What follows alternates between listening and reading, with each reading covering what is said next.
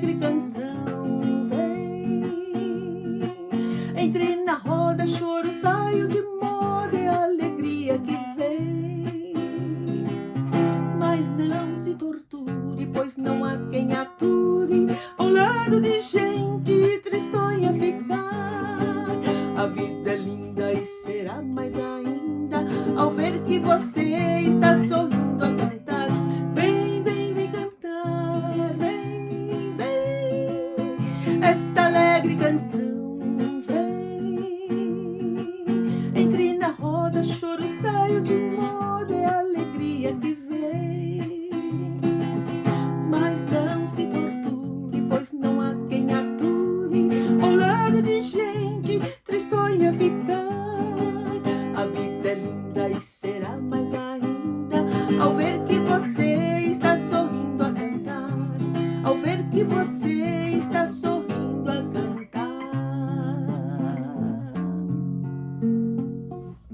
Boa noite, tudo bem? Bem-vindo a mais uma célula virtual.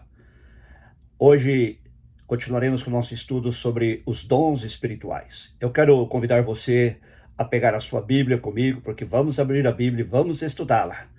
Porém, vamos orar primeiramente. Pai, muito obrigado pela oportunidade que nos dás de agora estudar a Tua Palavra. Abre a nossa mente, abre o nosso entendimento, para que possamos entender a Tua Palavra, as coisas concernentes ao Teu reino e à Tua vontade para nós. E ilumina-nos especialmente no concernente aos dons espirituais, para que possamos entendê-los, possamos identificá-los e possamos usar os dons que o Senhor nos tem dado da Tua obra para a edificação da Tua igreja, a propagação do Evangelho em todo o mundo. Em nome de Jesus. Amém. Vamos abrir nossa Bíblia em Atos, capítulo 1. Antes, gostaria, na verdade, que nós abríssemos em 1 Coríntios, capítulo 12, texto que nós lemos na semana passada, apenas para nos dar um embasamento. 1 Coríntios, capítulo 12, versículo 28, onde o apóstolo Paulo diz: assim na igreja Deus estabeleceu primeiramente apóstolos, em segundo lugar profetas, em terceiro lugar mestres, depois os que realizam milagres, os que têm dons de curar, os que têm dons de prestar ajuda, os que têm dons de administração e os que falam diversas línguas. No versículo 29 ele faz uma pergunta retórica que já mencionamos na semana passada. São todos apóstolos? São todos profetas? E assim sucessivamente. Também em Efésios, capítulo 4, versículo 11, Paulo diz que ao ascender aos céus, Jesus deu os dons aos homens e diz que ele mesmo deu uns para apóstolos, outros para profetas, e outros para evangelistas, e outros para pastores e mestres. O primeiro dom mencionado em todas essas listas é o de apóstolo, ou o dom apostólico. Uma pergunta que cabe aqui: o que é que qualifica uma pessoa como apóstolo? Agora sim, vamos a Atos, capítulo 1, versículo 1. Atos, capítulo 1. Depois que Jesus ascendeu aos céus, os discípulos ficaram em Jerusalém, segundo o relato de Atos, esperando a vinda do Espírito Santo, e por isso eu quero mencionar aqui os primeiros versículos de Atos. Em meu livro anterior, Teófilo, escrevi a respeito de tudo que Jesus começou a fazer e ensinar, até o dia em que foi levado aos céus, depois de ter dado instruções por meio do Espírito Santo aos apóstolos que havia escolhido. Depois do seu sofrimento, Jesus apresentou-se a eles e deu-lhes muitas provas indiscutíveis de que estava vivo. Apareceu-lhes por um período de 40 dias, falando-lhes acerca do reino de Deus. De certa ocasião, enquanto comia com eles, deu-lhes esta ordem: não saiam de Jerusalém, mas esperem pela promessa de meu Pai, da qual lhes falei. E aqueles apóstolos, então, ficam em Jerusalém esperando o cumprimento da promessa do Pai, que é o Espírito Santo.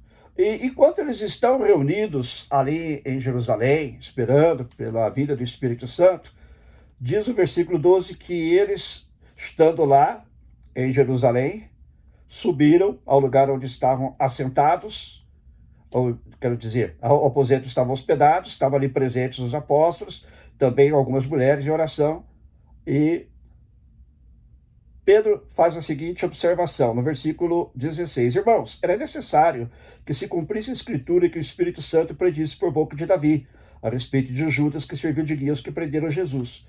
ele foi contado como um dos nossos e teve participação neste ministério. Depois ele relata a morte de Judas, e ele então vai para o versículo, vamos para o versículo 20, onde ele diz: porque prosseguiu Pedro, está escrito no livro de Salmos, fique deserto o seu lugar e não haja ninguém que lhe habite, ainda que outro ocupe o seu lugar. E ele então fala: portanto é necessário que escolhamos um dos homens que tiveram conosco durante todo o tempo em que o Senhor Jesus viveu entre nós, desde o batismo de João até o dia em que Jesus foi levado dentre nós às alturas. É preciso que um deles seja conosco testemunha da sua ressurreição. Então eles apresentam dois homens que qualificavam, de acordo com esta qualificação colocada por Pedro, fazem uma eleição após orarem e escolhem a Matias. E os apóstolos são conhecidos a partir de então, muitas vezes, como os 12 apóstolos, ou simplesmente os 12. Isso incluiria os 12 apóstolos originais de Jesus e também Matias. O que é que qualifica, então, uma pessoa para ser um apóstolo de Jesus? Primeiro, é que tenha sido uma testemunha ocular da ressurreição de Jesus. Segundo, é que tenha sido comissionado por ele. Nós vemos lá em Mateus, e também em Marcos, Lucas, que Jesus comissionou os apóstolos. A palavra apóstolo em si significa enviado. Mas no Novo Testamento ele é usado no sentido de alguém enviado com a mesma autoridade daquele que o enviou, especialmente quando se refere aos apóstolos de Jesus. Então, vemos que Jesus constituiu originalmente 12 apóstolos, depois Matias entrou no lugar de Judas, e mais tarde o apóstolo Paulo se inclui também como um apóstolo de Jesus, porque ele diz que Jesus apareceu a ele também e o comissionou para ser o apóstolo aos gentios. Então, neste sentido de alguém que é enviado com a mesma autoridade e poder daquele que o enviou, esta palavra no Novo Testamento só é usada com relação aos 12, aqui incluído Matias, e a Paulo. Está claro isso? Paulo, inclusive, diz que o ministério apostólico, neste sentido específico, termina com ele. Aqui em 1 Coríntios, capítulo 15, vai comigo lá. 1 Coríntios, capítulo 15,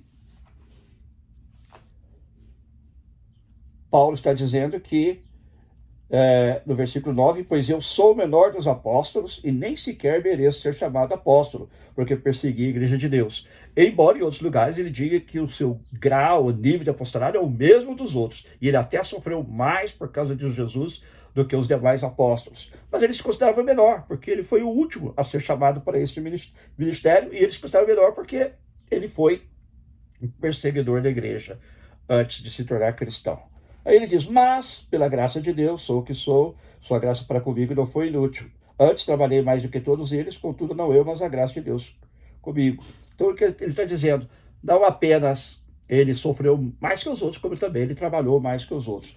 Mas o mais importante que eu quero chamar a sua atenção aqui é que no versículo 6, Paulo diz que Jesus, depois da sua ressurreição, vou voltar no versículo 5, apareceu a Pedro e depois aos 12. Aos 12 quer dizer, o título técnico, que na verdade aqui eram somente 11, como eu disse, porque Judas não estava mais presente. Depois disso, apareceu mais de 500 irmãos de uma só vez, a maioria dos quais ainda vive, embora alguns já tenham adormecido. Depois apareceu a Tiago, então a todos os apóstolos.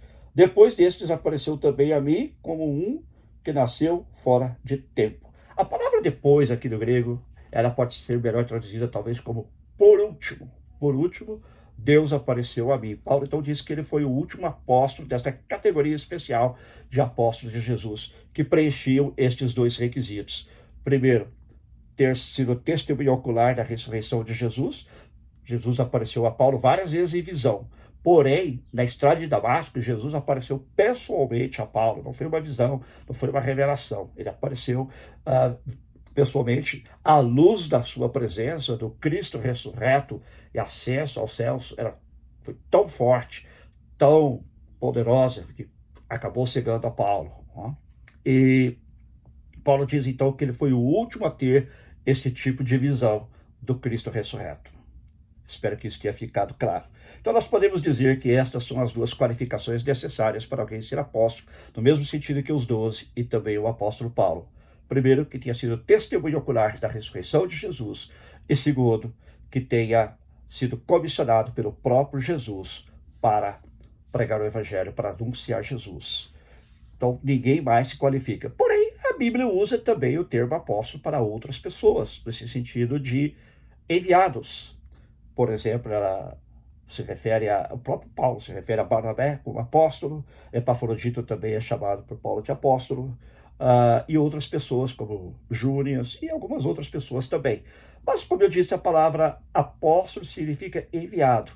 E, neste caso, quer dizer enviado pelas igrejas. Alguém que foi enviado pelas igrejas para, de duas uma. Número um, para ser um emissário das igrejas, como no caso, por exemplo, quando Paulo, Tito e Silas são enviados pela igreja de Jerusalém, aquelas igrejas onde Paulo havia pregado o evangelho, com a resposta à decisão do concílio de Jerusalém, primeiro concílio da igreja cristã, dizendo que os gentios que haviam se convertido não tinham que se submeter à lei de Moisés, não tinham que obedecer os ritos prescritos pela lei de Moisés, e apenas 4 coisas eles deveriam se abster. Bem, não vamos entrar nesse detalhe, porque não é o foco do nosso estudo. Então, este é um sentido, são emissários das igrejas, delegados das igrejas. Houve outros que também foram enviados em outras ocasiões, por isso também, neste sentido, são chamados apóstolos, porque o verbo apostoléu, em grego, significa simplesmente isso, enviar.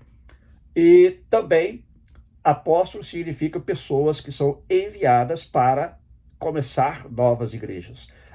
Uma pessoa que é comissionada por uma igreja local para pregar o evangelho em outros lugares. E neste caso, que Paulo se refere a ele e a Barnabé como apóstolos, porque eles foram enviados pela igreja de Antioquia. Os dois eram pastores da igreja de Antioquia, Deus os chamou, e eles foram enviados para começar novas igrejas. Então, no nosso caso, hoje em dia, o que seria um apóstolo neste sentido?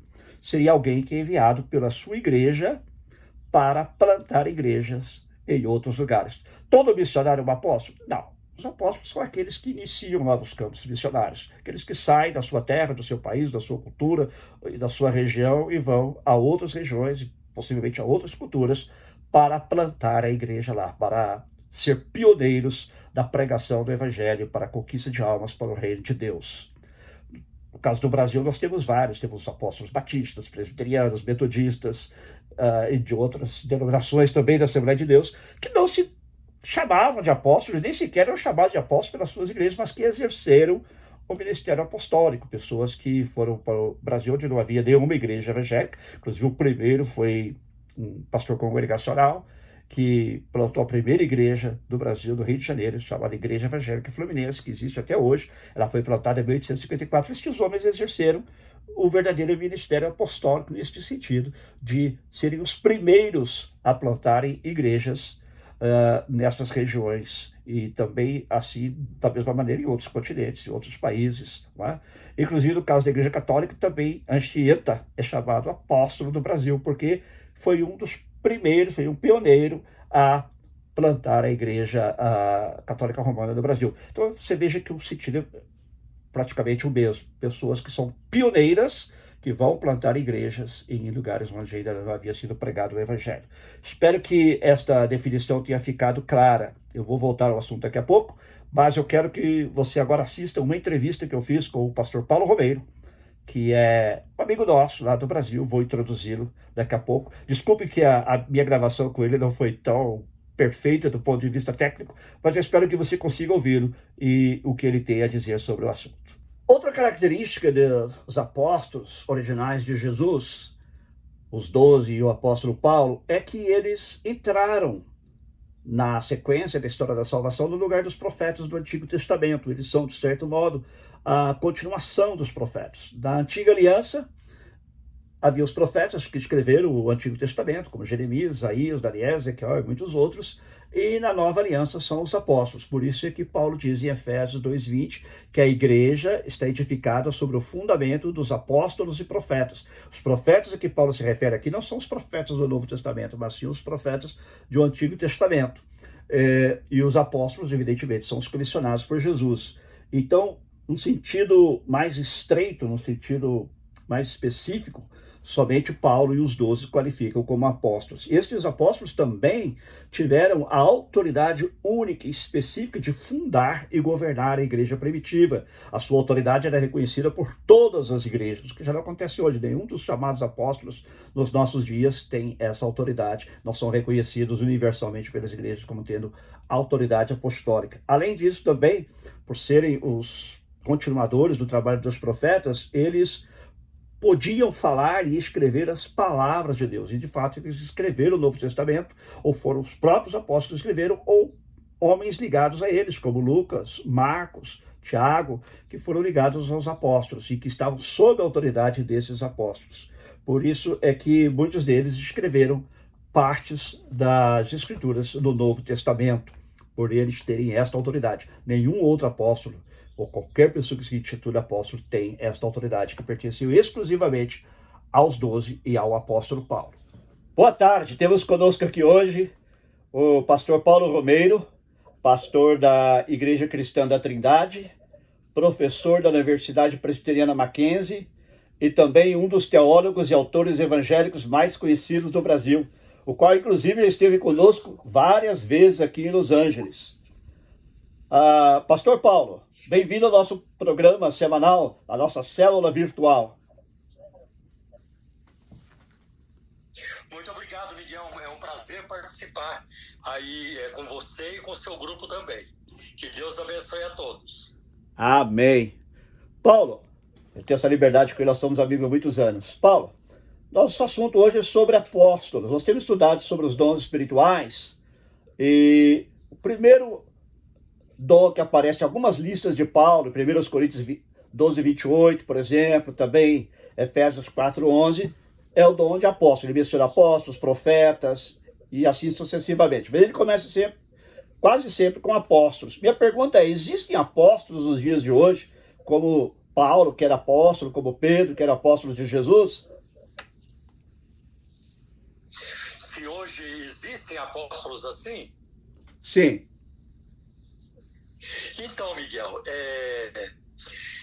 e apesar de aparecer, como você acabou de citar, em Efésios capítulo 4, versículo 11, né? Eu creio que o termo apóstolo, ele pode ser usado como adjetivo, mas não como substantivo. Quando nós olhamos para Efésios capítulo 4 e no versículo 11, este texto tem que ser levado tem que se levar em consideração o contexto da carta aos Efésios. Por exemplo, em Efésios capítulo 2, versículo 20, Paulo escreveu que a igreja está fundamentada, a igreja está estabelecida, quero dizer, sobre o fundamento dos apóstolos, né? Dos apóstolos e profetas.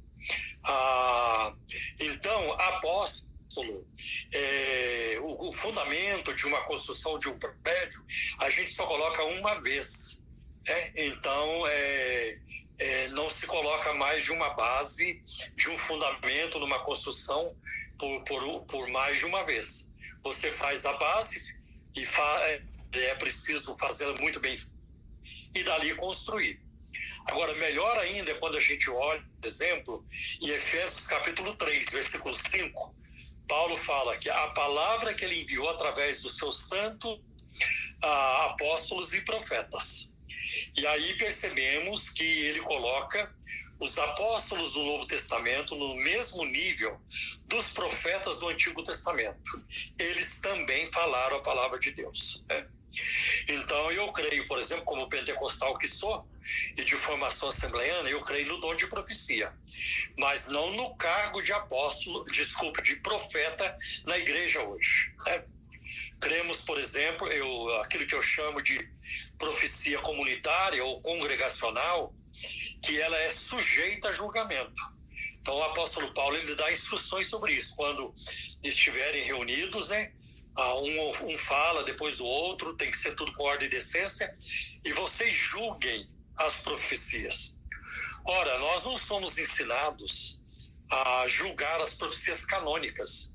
Nós não nos reunimos para julgar se a profecia de Isaías foi de Deus ou não, se de Jeremias, Ezequiel e outras. e outros profetas, se eles falaram em nome de Deus ou não. Porém, a profecia congregacional, comunitária, que vem através dos dons espirituais, essa está sujeita a julgamento. Até porque em 1 Coríntios 13, o apóstolo Paulo escreveu que em parte conhecemos e em parte profetizamos, né? Então eu vejo assim a questão de apóstolo, que foi algo que foi como fundamento para a igreja, os seus ensinos, as suas doutrinas. E é muito interessante também, Miguel, observar que ao longo da história da igreja, ninguém quis se chamar apóstolo. Se você pegar a patrística, os grandes vultos, né, como Tertuliano, depois o Agostinho, bem depois, e outros, né, Crisóstomo, todos eles, né, Atanásio, ninguém quis se intitular apóstolo. Quando você vem para a Reforma Protestante, os grandes vultos da Reforma, como Lutero, Calvino, Zwingli e vários outros, eles não quiseram se chamar apóstolos, né? Eu posso mencionar também um dos mais famosos pregadores da história do cristianismo, que é o Carlos Spurgeon, que viveu e pregou no século XIX em Londres, né? E o Spurgeon jamais se autodenominou apóstolo. Então, Miguel, eu acho que o que hoje está por trás desse título de apóstolo é mais uma megalomania, né? É mania de grandeza. Então, como eu disse no início da nossa fala, podemos usar o termo como adjetivo, mas não devemos usar como substantivo. Podemos dizer, Billy Graham foi um apóstolo de Deus, né? Mas nós não dizemos, né? O apóstolo Billy Graham pregou muito evangelho assim. Daniel Berg e Gunnar Wing foram apóstolos de Deus. Mas nós não nos referimos a eles como o apóstolo Gunnar Wing, o apóstolo Daniel Berg. E é claro que no Novo Testamento é muito interessante também, quero mencionar antes, que Apocalipse capítulo 21, versículo 14, a Bíblia fechou com 12. A cidade tem 12 fundamentos, que são os 12 apóstolos do Cordeiro. Agora, alguém pode argumentar de que tem outras pessoas na Bíblia que são chamadas de apóstolos, como Barnabé, como Epafrodito, o próprio apóstolo Paulo, né? Que ele defende o seu apostolado quando ele diz em 1 Coríntios capítulo 15, e o Senhor apareceu para Cefas, apareceu para Tiago, depois apareceu para 500 irmãos, e por fim apareceu a mim. Então, Paulo fecha ali. A autoridade apostólica termina comigo, porque por último me apareceu a mim. E um dos requisitos, né, para ser apóstolo era alguém que tivesse testificado a ressurreição do Senhor, né, que teria sido testemunho ocular da sua ressurreição. E isso a gente vê em Atos capítulo 1, na escolha de alguém para substituir Judas. Um critério levantado foi esse.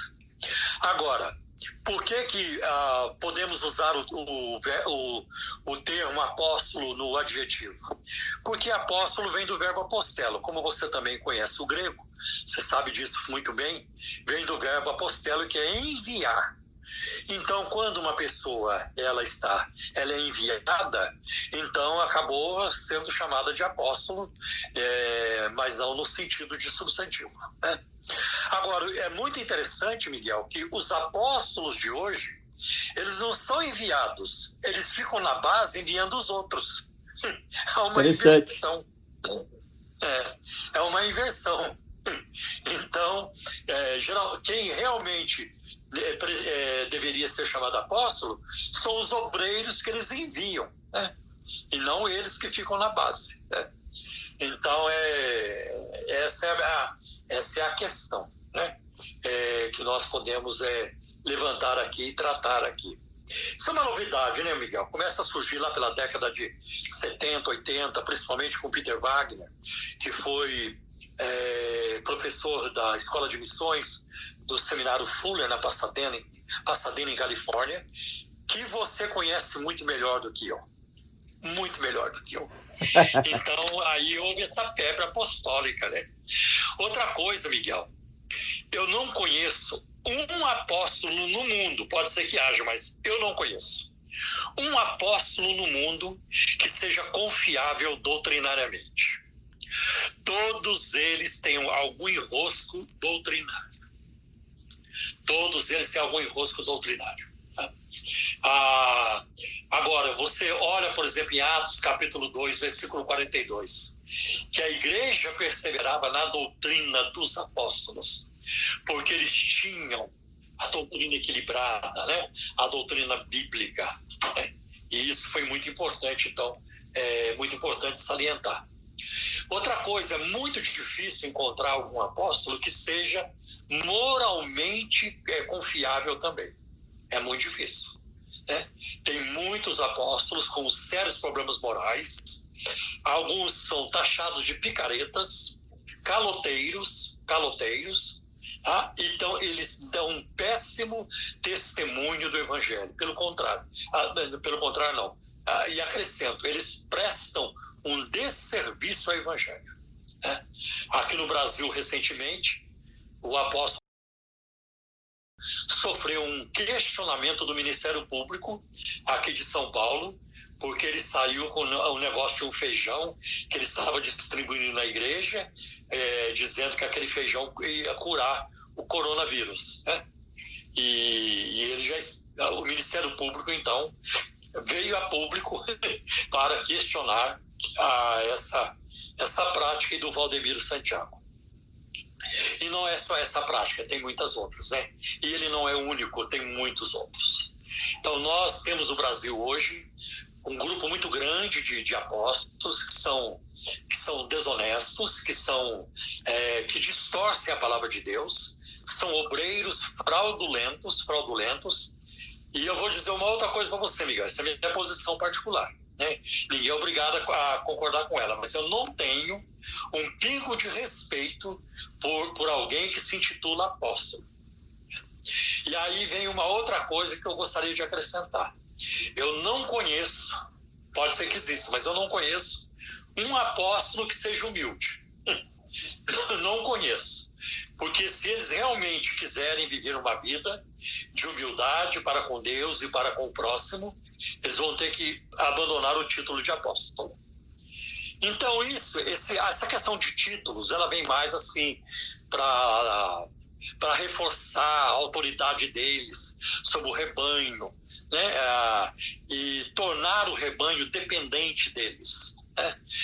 Tornar o rebanho refém das suas práticas, e por trás das suas práticas está também a ganância, né?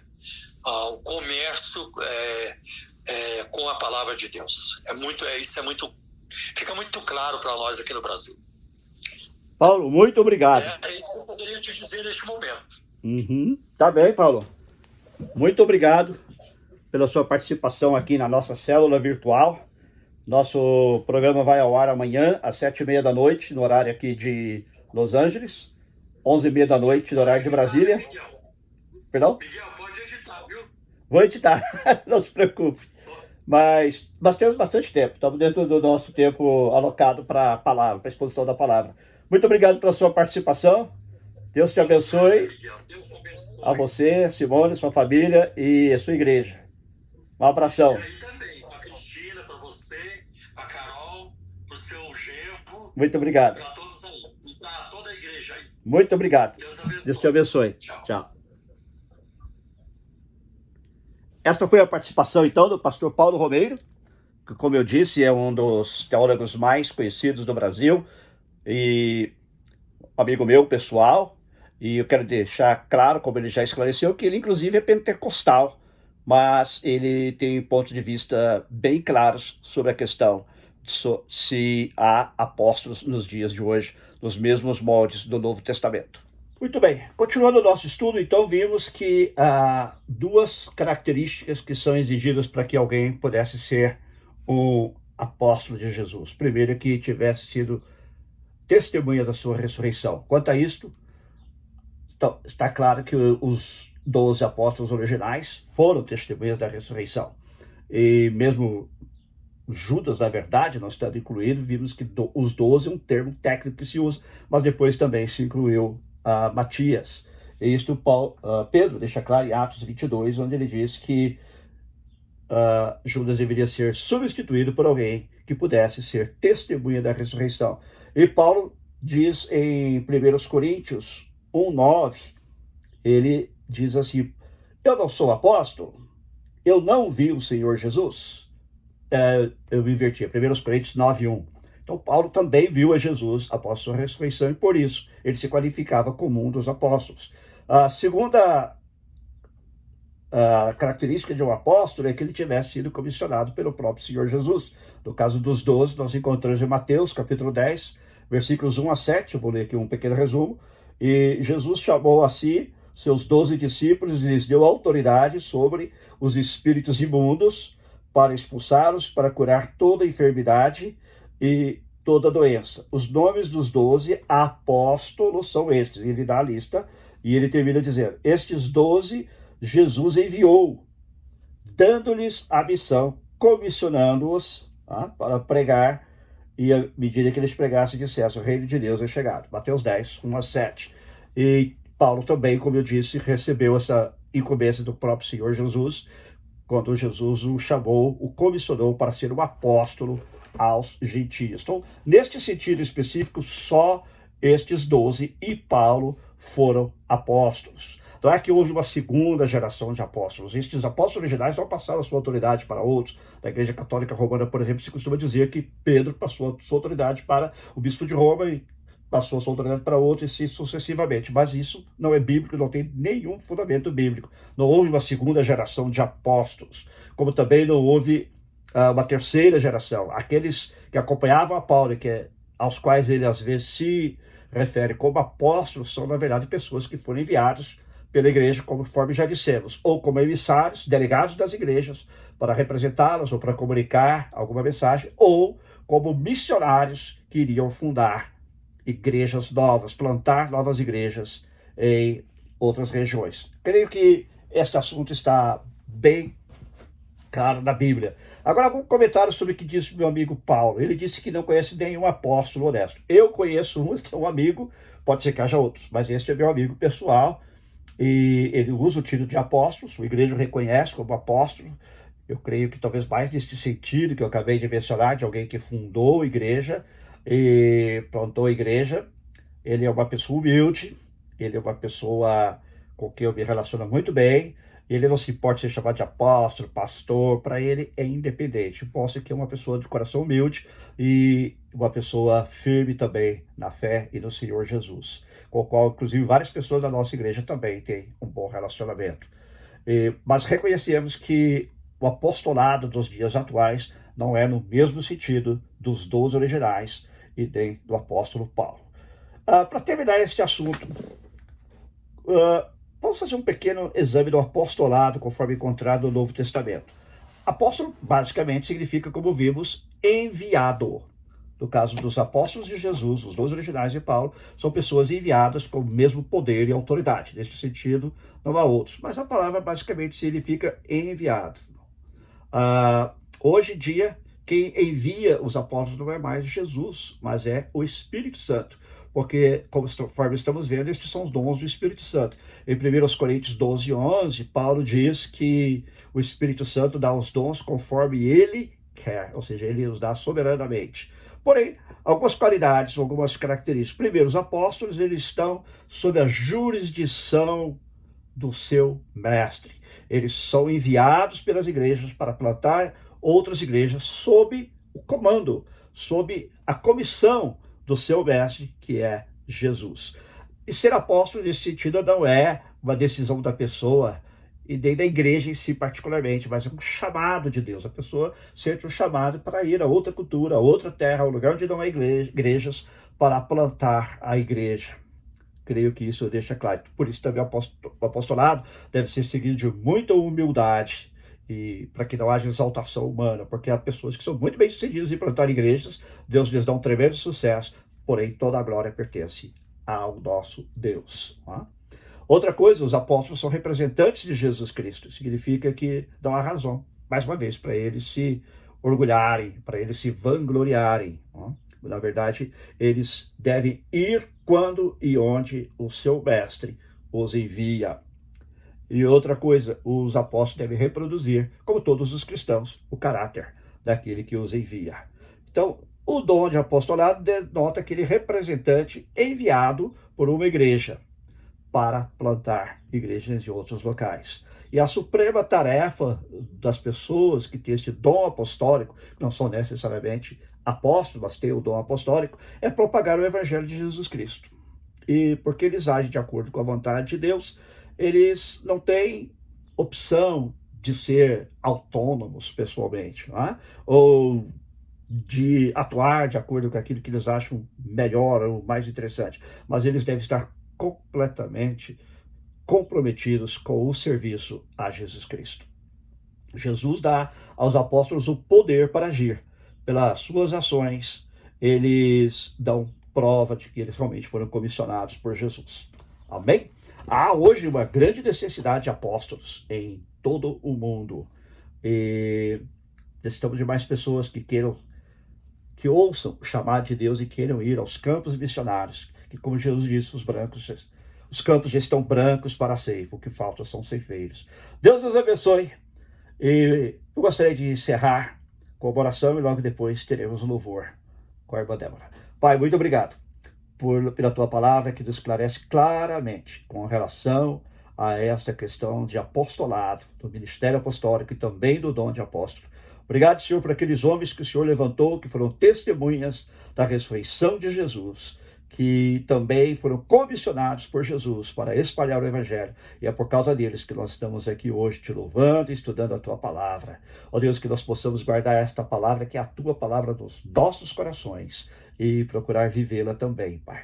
E se há entre nós pessoas que o Senhor quer chamar para exercer o ministério apostólico em outras terras, em outros lugares onde não há Evangelho, Senhor, levanta-os dentre nós, envia-os, comissiona-os e usa-os o poder do Espírito Santo, Pai. Em nome de Jesus. Abençoa cada família, abençoa cada pessoa também que assistiu, participou conosco desta célula, e também, ó Deus, sobre todas as suas necessidades, materiais, financeiras, físicas, espirituais e emocionais, Pai. Abençoa cada família, em nome de Jesus. Amém. E este domingo também, se Deus nos permitir, estaremos voltando com o nosso culto às 5 horas da tarde. Espero ver você lá. Deus te abençoe. Tenha uma boa noite. Quando choras pelas vezes que tentaste e tenta esquecer as lágrimas que choraste, mas tem pena e tristeza, o futuro incerto espera. Podes ter paz numa tormenta, podes ter paz numa tormenta. Fé, esperança, quando não pode seguir,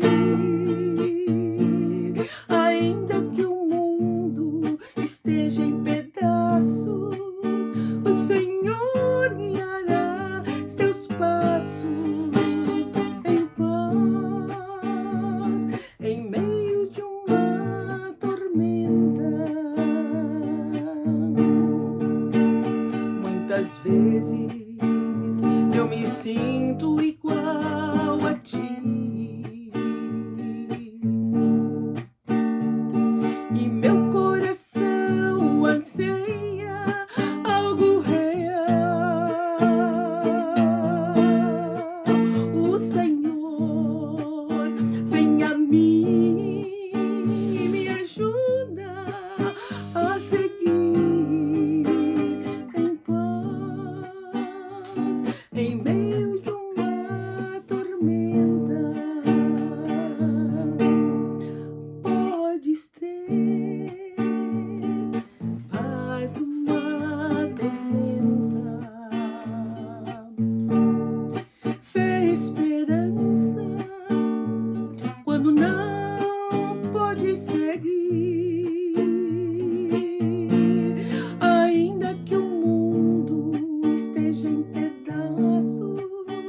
Senhor.